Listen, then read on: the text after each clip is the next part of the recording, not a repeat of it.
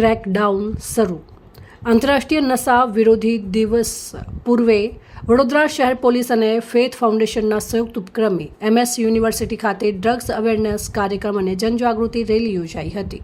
આ પ્રસંગે પોલીસ દ્વારા મિશન ક્રેકડાઉન અભિયાનની જાહેરાત કરવામાં આવી, જેમાં ડ્રગ્સની સપ્લાય ચેન તોડવા, કડક કાયદાકીય કાર્યવાહી અને વ્યસનીઓના કાઉન્સેલિંગ દ્વારા વ્યસન મુક્તિ પર ભાર મૂકવામાં આવશે. કાર્યક્રમમાં પોલીસ અધિકારીઓ, કર્મચારીઓ અને મોટી સંખ્યામાં નાગરિકો જોડાયા. યુવાધનને ડ્રગ્સના દૂષણથી બચાવવાનો પોલીસનો મુખ્ય સંકલ્પ છે. 26 જૂન ઇન્ટરનેશનલ ડે અગેન્સ્ટ ડ્રગ્સ તરીકે ઉજવવામાં આવે છે, પરંતુ આજે 23 જૂને વડોદરા શહેર પોલીસ અને ફેથ ફાઉન્ડેશનના સંયુક્ત ઉપક્રમે એક આ જનજાગૃતિ કાર્યક્રમનું આયોજન કરવામાં આવ્યું છે.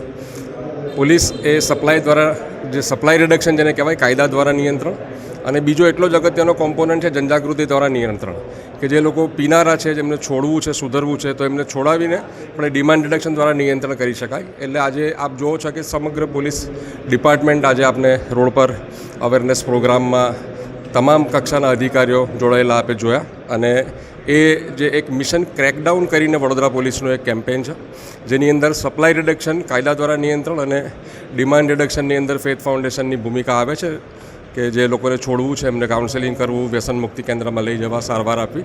એટલે આ બંને તરફથી એક આ મિશન ક્રેકડાઉનનો પ્રયત્ન છે કે વડોદરાની અંદર ડ્રગ એબ્યુઝના ઇન્સિડન્સીસ ઘટે અને તો આ જે ડ્રગ્સનું જે પ્રિવેલન્સ છે એ કંટ્રોલમાં આવે. રિપોર્ટ પર વસાવા, સંબંધ ભારત ન્યૂઝ, વડોદરા.